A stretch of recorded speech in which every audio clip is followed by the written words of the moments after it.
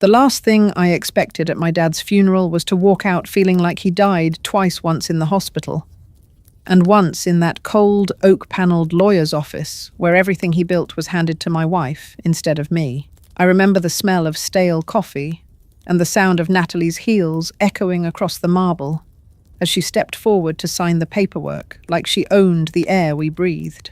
"It's what your father wanted," she whispered, not even glancing at me as the estate attorney handed her a file thick enough to choke on. I stood there, holding a crumpled tissue and my father's old wristwatch, the only thing I had left of him, while Natalie smiled this small, satisfied smile, like she'd just won a poker hand she'd been cheating in the whole time. If you're already furious, I get it. Comment where you're watching from and tell me, have you ever seen someone betray family right after a death? And if this is your first time on the channel, welcome to Lauren's Story, where we bring you real tales of betrayal, justice, and wild comebacks that feel almost too perfect to be real. Hit that subscribe button because this one turns colder than Colorado snow. Now back to it. I'd been married to Natalie for 5 years, and for most of them I thought I had the jackpot. She was sharp, social, and always knew what fork to use at charity galas, things I never cared about, but figured maybe I needed in my life. My dad liked her. Or maybe he just liked that I finally brought someone home after 10 years in construction boots and single-man habits. But somewhere in year 4, I started noticing how she looked at me when I talked about quitting the firm and starting my own wood shop. She'd smile politely, the kind that doesn't touch your eyes. I ignored it. I figured maybe she just didn't see the dream yet. But what I didn't know, what I couldn't have known, was that while I was organizing my dad's medication schedule, sitting with him through oxygen dips and memory lapses, Natalie was talking to a lawyer, his lawyer, and 3 weeks before the stroke that ended his life, she somehow convinced him to revise his will. He trusted her, the attorney said, almost like an excuse. Thought she was organized better with details. Better with details. That one stuck with me, because I remembered the time she corrected my dad's dosage instructions over dinner with that same soft smile. Or when she offered to be his emergency contact and filled out the form before I even grabbed a pen. Details. I should have paid more attention, but at the time I was too focused on keeping my dad's heart rate down and pretending everything was normal. After the funeral, Natalie didn't cry. Not once. She kissed me on the cheek like a co-worker, then asked if I'd mind sleeping at my brother's place that night, so she could just have space. I didn't fight it. I still believed somehow she was grieving in her own way, but 2 days later, she called a locksmith and had the locks changed. That's when I got the email from her lawyer, subject line, "Asset transfer complete, divorce petition attached." The attached PDF said all assets held in the name of Natalie Bell. She didn't even keep my last name, just wiped it clean like chalk off a board. I sat in my truck that night with the engine off, parked under a busted gas station light, trying to understand how love could turn into this, into strategy, into signatures and silence. I'd lost my dad, my house, and my wife in the same week. But what she didn't realize was that she hadn't won. Not yet. You'd think after having everything ripped out from under you in 1 week, your father's last words, your home, your marriage, you'd be numb. But the thing about betrayal is it doesn't hit you all at once. It sinks in like slow poison. That next morning, I woke up in my truck, jaw-locked, body aching, surrounded by half-empty coffee cups and a crumpled flannel. I stared up at the cracked windshield and thought, how the hell did I go from being a husband and a son to a squatter in my own life? My phone buzzed around 7 a.m. A notification from the bank. Withdrawal, $37,800. Final installment, renovation contractor, Natalie Bell. I blinked. Renovation. She was remodeling my father's house less than 72 hours after burying him. My stomach turned. I drove past the property on a gut instinct, parked across the street like some heartbroken stalker. There she was, in joggers and a tight ponytail, waving in granite countertop samples to the front porch.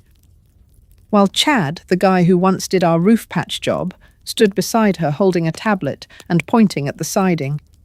She kissed him. Just like that. Full daylight. No hesitation. A neighbor even waved at them, like it had always been that way. And that's when it hit me. This wasn't spontaneous. This was rehearsed. I didn't want to believe it at first, but everything lined up. The revised will, the new locks, the renovation payments. Even the divorce filing wasn't rushed. It had my name misspelled like she'd prepped it weeks ago and didn't bother double-checking. My heart didn't break. It folded in on itself like an old lawn chair. I stayed in the truck for hours that day, parked outside my brother's place, but too ashamed to knock. I couldn't face him, not after telling him last Christmas that Natalie's the best thing that ever happened to me. Eventually, he texted. Heard what happened. Don't say anything yet. Just come inside. I didn't. Not that night. Instead, I found a gym that stayed open 24/7, swiped a guest pass from my email, and showered in the locker room like a ghost of myself. That's where I met Steve the janitor, an older guy with a crooked smile and a limp. He didn't ask what I was doing shaving over a gym sink at 10 p.m. He just said, "They always show you who they are when they think you won't bite back." I didn't even reply, but I remembered it. I remembered it hard. The next few days were a blur. Natalie had her lawyer send me one of those amicable division offers. She'd let me keep my pickup truck, a few tools, and an IRA worth about $8,200, which she had to disclose legally. That was it. Out of everything. I stared at the email for an hour. Then I opened a new tab and started digging. Probate laws, power of attorney, notary requirements. Anything I could read. I didn't know what I was looking for yet. I just knew I wasn't going to lie down like some wounded mutt while she played house with a guy who used to misquote roofing estimates. And I wasn't just angry because she took the house or the money. It was because she did it for a bit while I was holding my dying father's hand, coaching his breath, reading him chapters from Hemingway, like it would bring back his memory. It was because she said, "Take your time," when I was picking out his casket while she was probably at the courthouse processing the asset transfer. I went to the cemetery that weekend, sat by the stone still new and sharp-edged, and said out loud, "Dad, if you really gave her everything, I'm sorry. But if you didn't, I'm going to fix this." That night, I drove back to town and stopped by the only person I could think of who'd ever dealt with legal papers, Renee Carlson. We hadn't talked in 10 years. Last I heard, she'd worked at a family law office before moving back to help her mum with medical bills. I didn't expect her to open the door in sweatpants with a sleeping dog under one arm and say, "I figured you'd show up." Turns out, she'd seen the Instagram post. Natalie had uploaded a selfie in front of my dad's fireplace captioned "Built on Legacy." Owning it now, literally. And that's when something clicked in Renee's eyes. She sat me down, opened her laptop and said, "Okay, you want justice. Then bring me every email, voicemail, post-it note and ink stain from the last 6 months. We're not playing fair, we're playing smart." And right then, right there in that quiet kitchen, with coffee stains on the counter and a sleepy beagle underfoot, I realized this wasn't just about loss anymore. This was about fighting back, quietly, precisely. Like my dad used to say when someone tried to cheat him at the poker table, you don't flip the table, you flip the odds. Renee didn't talk like a lawyer. She talked like someone who'd been burned by enough people to know which words actually mattered. "This isn't about court yet," she said, typing with one hand while sipping instant coffee with the other. "This is about truth, and truth leaves breadcrumbs." That first night, I handed over a duffel bag full of receipts, notebooks, phone chargers, and a USB drive I found in Natalie's old desk drawer. I had no idea what was valuable. But Renee scanned it all like a detective flipping through pages with a kind of focused rage I hadn't seen in years. "You know what jumps out?" she muttered, highlighting dates on a timeline. "Your dad's updated will is time-stamped 4 days after the medication change that made him semi-coherent. And Natalie's digital signature is used on 2 different legal forms that same week. It's like she was racing a clock." That's when I realized we weren't looking at a bad breakup. We were looking at a coordinated handoff. I spent the next few nights sleeping on Renee's couch, she insisted. And during the day, I worked at Steve's gym, fixing leaking pipes and busted water heaters under the table. Not glamorous, but it kept me busy while we built the case. Renee pulled in a friend named Carson, a forensic IT guy with a neck tattoo and a dry sense of humor. "What's the mission?" he asked when we met. I told him I didn't want revenge. I wanted clarity. I wanted the story told with timestamps, passwords, phone logs. Carson nodded, cracked open a laptop and muttered, "Let's break a few myths wide open." Meanwhile, Natalie kept posting. Picture after picture, new fixtures. Sunset wine shots from the balcony, Chad posing beside a vintage record player I built for my dad by hand on his 70th birthday. She even posted a reel titled "From Contractor's Wife to Queen of Her Own Castle," with a smug laugh that made my chest clench. I didn't comment. I didn't react. But I saved every post, every caption, every tag. Carson helped me build a digital folder called Sequence of Intent. Inside it, we laid out the entire chain of actions, Natalie securing power of attorney, while I was on a supply run for Dad's medication. Her requesting access to the estate lawyer's documents via my dad's email account, which she accessed from our shared iPad. Her logging into my father's online banking and transferring minor funds to test passwords. Something Carson caught through IP traces and MAC addresses. "She's smart," Carson said, "but not smarter than metadata." The deeper we dug, the clearer it became. Natalie didn't just manipulate a sick man, she engineered his silence. She waited until his memory slipped. His speech slowed, and his trust in her grew stronger than his clarity. It was psychological fraud, wrapped in bedside compassion. But the kicker: we found an old video from the Ring camera above the garage buried in cloud storage. It showed Natalie handing papers to my father, her voice soft, almost sweet. "Just sign this, Frank. It's for lawn maintenance rights. Remember the HOA?" He blinked, nodded, scribbled. 10 seconds. That's all it took to change everything. Renee leaned over the laptop and whispered, "That right there, that's not a signature. That's manipulation under mental decline." She looked at me, her voice sharper now. "We're getting this to court. But we need one more piece, something emotional, something human." That's when I remembered the audio notes. My dad used to record grocery lists and reminders on an old-school smart speaker. Said it helped him when his memory got jumpy. I hadn't touched the device since the funeral, but that night I dug it out of the camper's storage bin, plugged it in, and held my breath. The recordings were still there, and buried deep between a grocery list and a confused reminder about picking up laundry was a 27-second clip from the week before his stroke. His voice cracked, but clear. "Natalie keeps asking about the will. I told her I'm leaving things to Logan. It's his blood, his sweat. But she keeps pushing. Maybe I'll wait till Logan gets back." I sat there alone in the glow of the screen, holding that voice, like it was the last real part of him left. And for the first time in weeks, I didn't cry. I smiled. Because now I wasn't just a guy in a camper trying to feel whole again. I was a son with proof. The next morning, I backed up every file and printed out the transcript. Renee added it to a thick black binder labeled Bell Vigi. Bell. Phase 1. Foundation. Carson grinned and said, "We're gonna bury them in the truth." I didn't laugh. I just said no. We're going to unearth what they tried to bury. And just like that, we had a case, a story, and a mission bigger than just getting back what was taken. We were building something stronger than revenge. We were building evidence of everything they thought they could hide in the dark.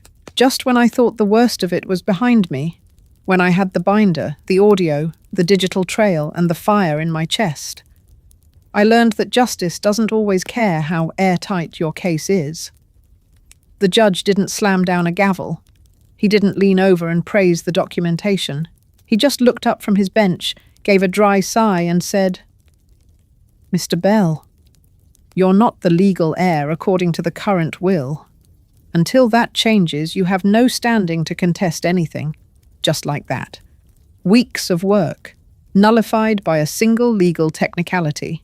I stepped out of that courthouse, feeling like I'd been shoved off a moving train. Renee followed behind, furious. Carson punched a trash can and muttered something I won't repeat. I didn't say a word. I just stood there, suit slightly too big on me because I'd lost 10 pounds since the funeral binder in one hand, jaw clenched so tight it hurt to speak. I wasn't mad at the judge. I was mad at how fragile truth could be when paperwork played defense. Back at the camper that night, I lay on my back, staring at the ceiling, while rain tapped the metal roof like it had something urgent to say. I thought about giving up. Thought about calling Natalie, asking if we could work something out, maybe settle quietly, maybe salvage what was left of my dignity.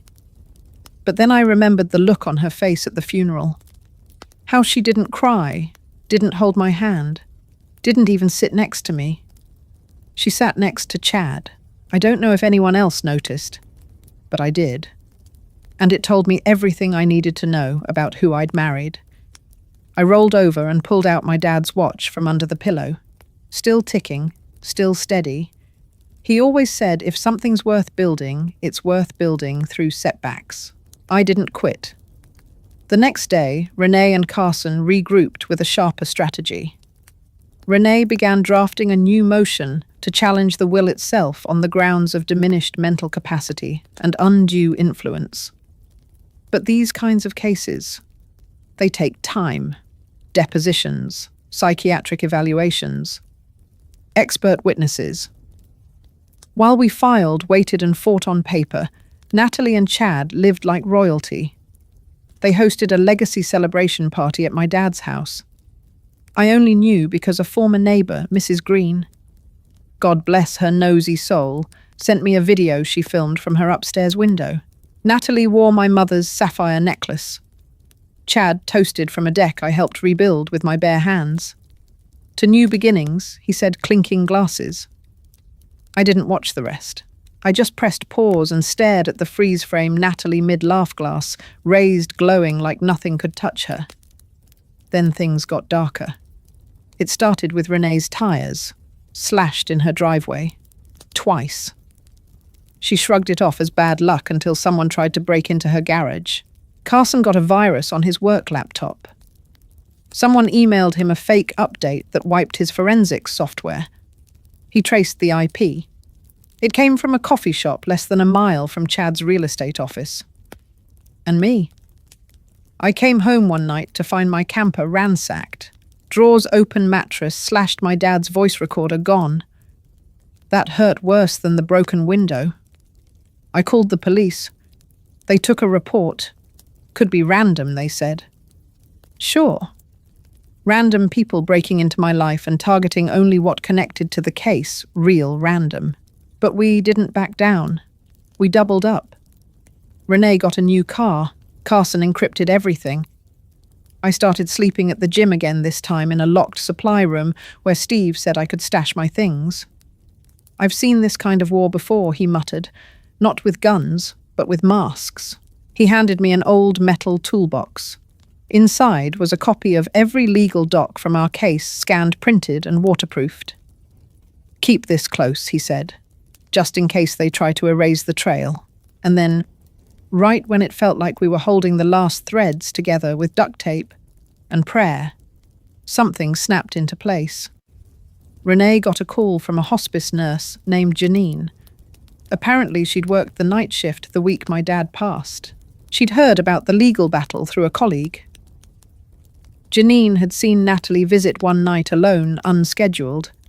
She wasn't listed on the visitor sheet, but security let her in anyway. The next morning, Janine found my dad disoriented and mumbling with legal folders on his lap he didn't remember opening. He kept asking where Logan was, she said over the speakerphone. Said he needed his son to explain something. Renee's eyes locked with mine. "That's it," she whispered. "That's what makes it human. Witness testimony, emotion, memory." We recorded a full affidavit. Janine agreed to testify if needed. Renee filed the updated motion under emergency review due to new witness evidence. And Carson. He found a backup copy of the voice memo in his cloud cache, the one I thought was gone forever. My dad's voice. She keeps pushing about the will restored, echoing again through my headphones like a ghost not ready to be silenced. So no, this part of the story didn't end with a win. Not yet. But we weren't broken. We were bloodied, bruised, and honestly just plain tired. But we were moving. And sometimes that's all it takes. Because when they think you're crawling, that's exactly when you learn to stand. It happened on a Thursday. Unassuming. Quiet. The kind of day people forget. But for me, it was the day the lies unraveled in real time. We didn't call it court, not officially. It was a hearing on the emergency motion Renee had filed, requesting judicial review of the amended will, based on new witness testimony and evidence of coercion. Most of these things don't even get heard right away. But Janine's affidavit hit something raw in the judge. Probably reminded him of someone he'd once watched fade away in a hospital bed. We didn't tell Natalie. We didn't have to. The court was legally required to notify her counsel, and they clearly didn't think it mattered. She probably thought we were bluffing again, just kicking up dust. She was wrong. I showed up in a suit that still didn't quite fit, but this time my shoulders were squared. Renee looked like she'd slept for the first time in weeks. Carson walked in carrying a hard drive and a calm grin. We didn't speak much, just nodded. A team now. A machine with a single purpose. Natalie arrived 15 minutes late, wearing a pale blue blazer and oversized sunglasses like she was on her way to brunch. Chad didn't show. Maybe he'd finally sensed the tide shifting. Her lawyer, some big-shot estate guy from Denver, walked in like this was a routine nuisance. I almost felt bad for him. Almost. The judge flipped through the binder Renee had submitted and asked one question. "Is the nurse present?" Janine stood up in the back row, hands trembling slightly, voice strong. She told her story clearly about the late-night visit.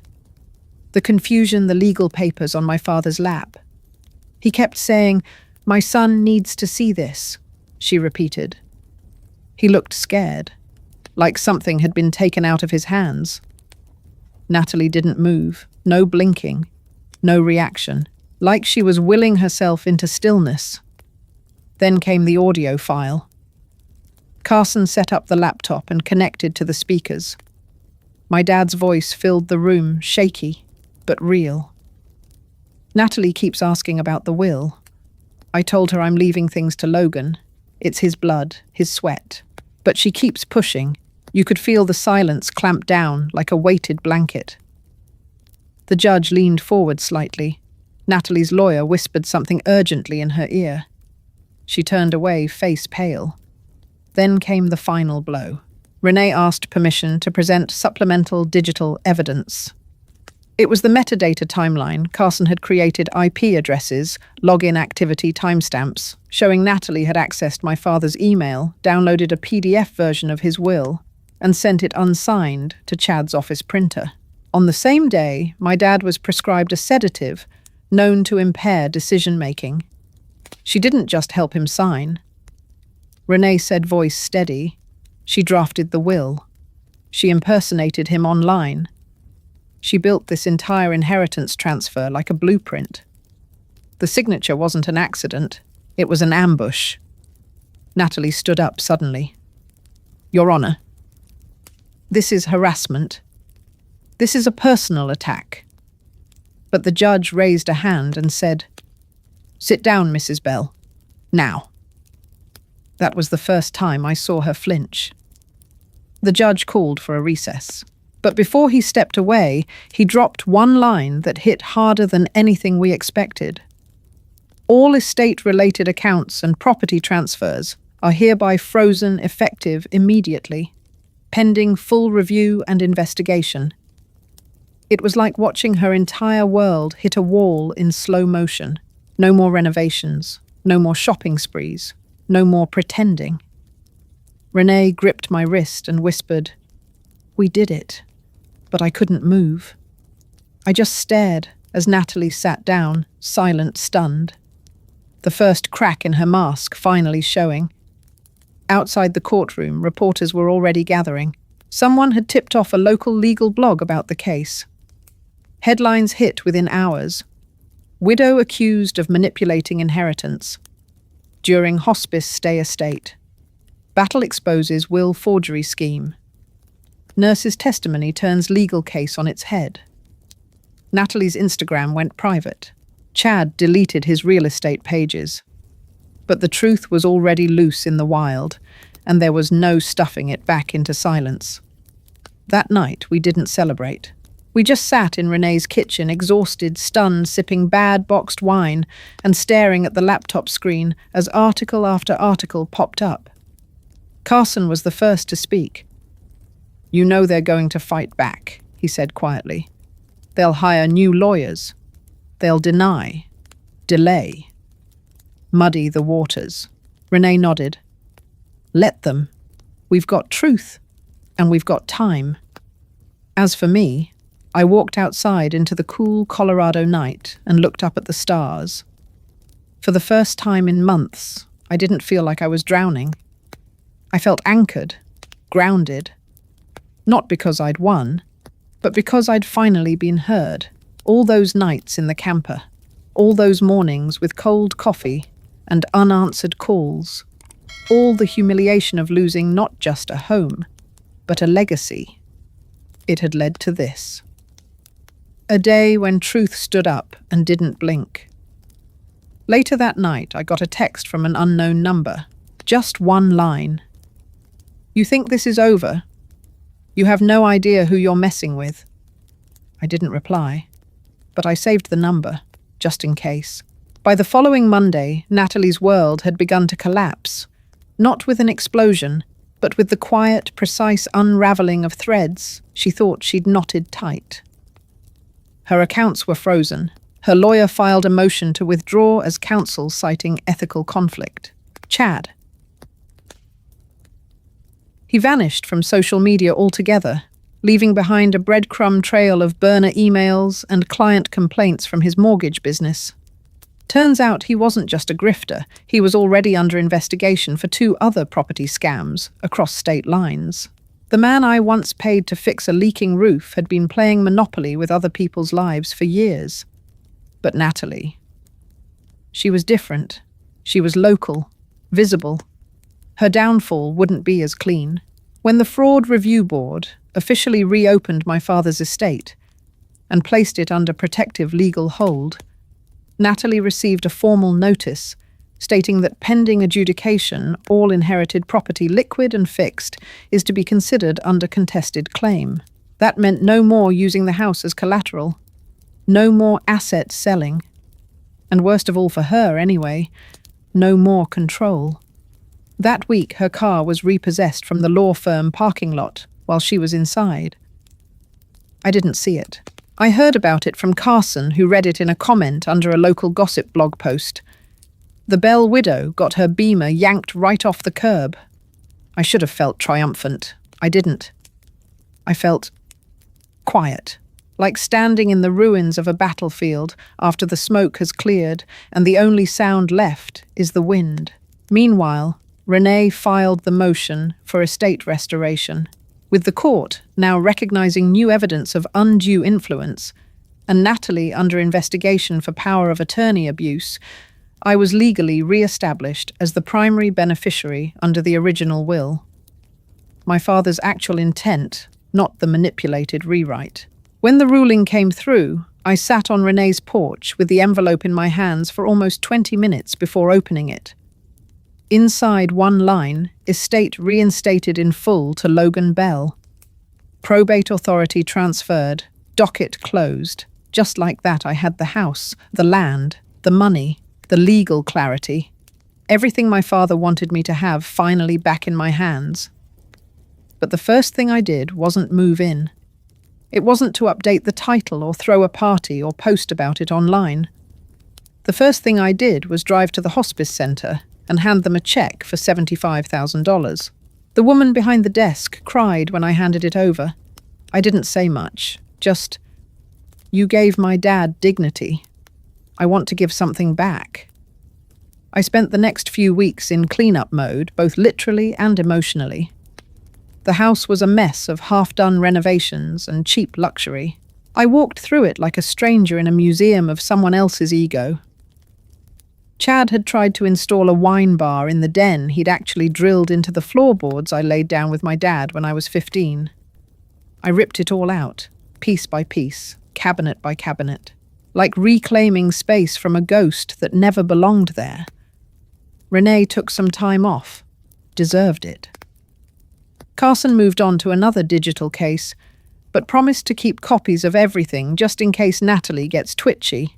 As for Steve from the gym, he gave me a box of tools he'd kept from when I first showed up with nothing but a trash bag and a bruised heart. Inside was a note. "Told you they show you who they are, but you showed them who they messed with." Natalie, meanwhile, was offered a plea deal. Fraud, forgery, elder abuse. She avoided jail by paying restitution, but the settlement came with conditions. Public admission of wrongdoing, surrendering all claims to the estate, and quietly a non-disclosure agreement barring her from ever profiting off her version of the story. She signed it. I know because I watched the footage from the courthouse security tape. No lawyer beside her this time. Just her alone in a grey pantsuit that no longer looked expensive. She didn't speak, just signed. Stood. Left. Last I heard, she was living in a low-rent condo outside Grand Junction, working part-time as a receptionist at a gym. Not Steve's, a different one. The kind with flickering lights and broken treadmills. She drives a second-hand Ford now. Her new Instagram private only has 43 followers. I'm not one of them. I never pressed further. I never reached out. She never apologized. And I never needed her to. Because in the end, this story was never about revenge. It was about removing the rot.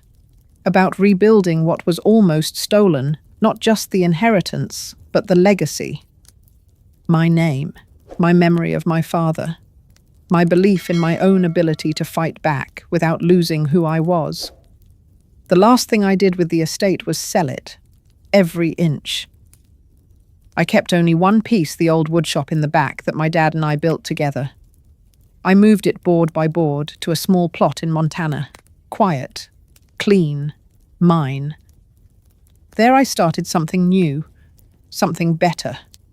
It's been 13 months since the judge's ruling, a year and change since I stood in court with shaking hands and heard my father's voice played over speakers for the world to witness. Since then, I haven't seen Natalie, haven't heard her voice. The last trace of her was an email she sent from a new address. No subject line, just one sentence. "Do you ever miss what we had?" I didn't open it. I didn't need to, because I already knew the answer. These days, I live about 20 miles outside of Whitefish, Montana. There's a dirt road that cuts off the main highway and winds past a frozen lake and a weather-beaten fence line until it opens up to my land.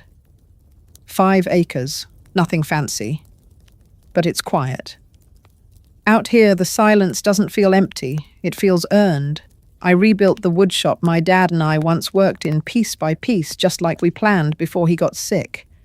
Same countertop, same coffee-stained corner where we used to talk about life while sanding down oak planks for furniture we never sold. I call the place Bell Haven, Not a business, not a legacy project, just a place where veterans, widowers, and people who've lost something too heavy to carry alone can come build again wood, yes, but also trust. Purpose. Peace. We don't advertise. We don't post online.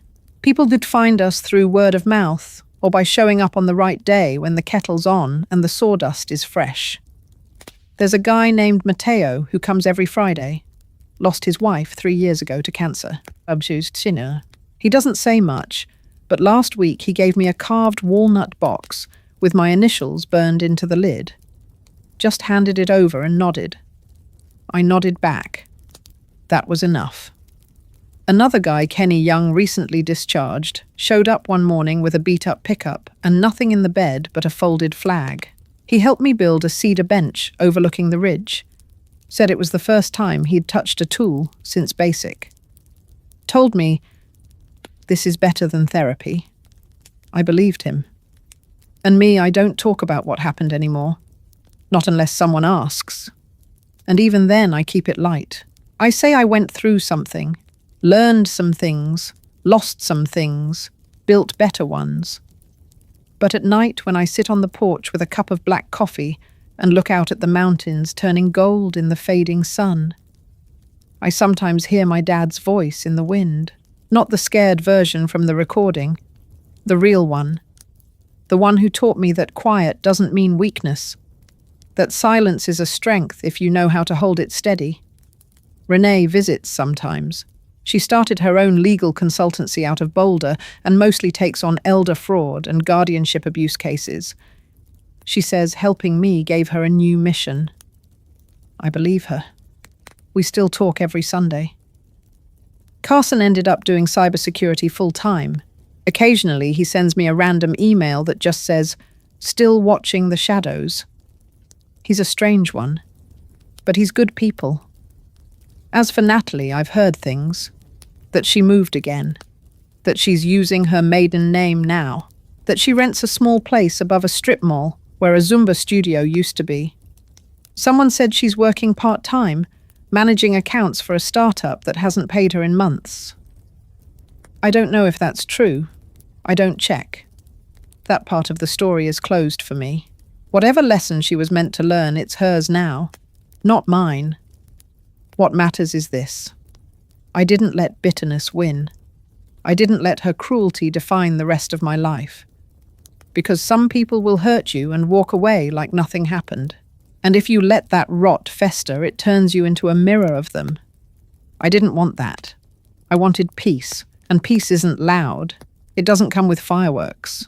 It comes in the form of a quiet morning, a hand-carved box, a rebuilt woodshop, and a sunset you don't have to look over your shoulder to enjoy. So if you've ever been betrayed by someone you trusted, by someone who stood beside you at your lowest, know this. You don't have to match their damage with your destruction. You can step back, heal, build, rise again, not for revenge, but for yourself. Because the best revenge isn't rage.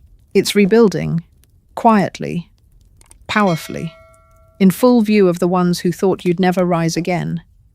And if you've made it this far, I want to know, have you ever had to start over because of someone else's lies? Drop a comment below. I read every single one. And if this story made you feel something, share it with someone who might need the reminder. You can lose everything and still come out whole. Maybe even better. Thanks for being here. Stay sharp. Stay kind. And never forget, truth doesn't shout. It whispers. But if you listen closely, it always wins.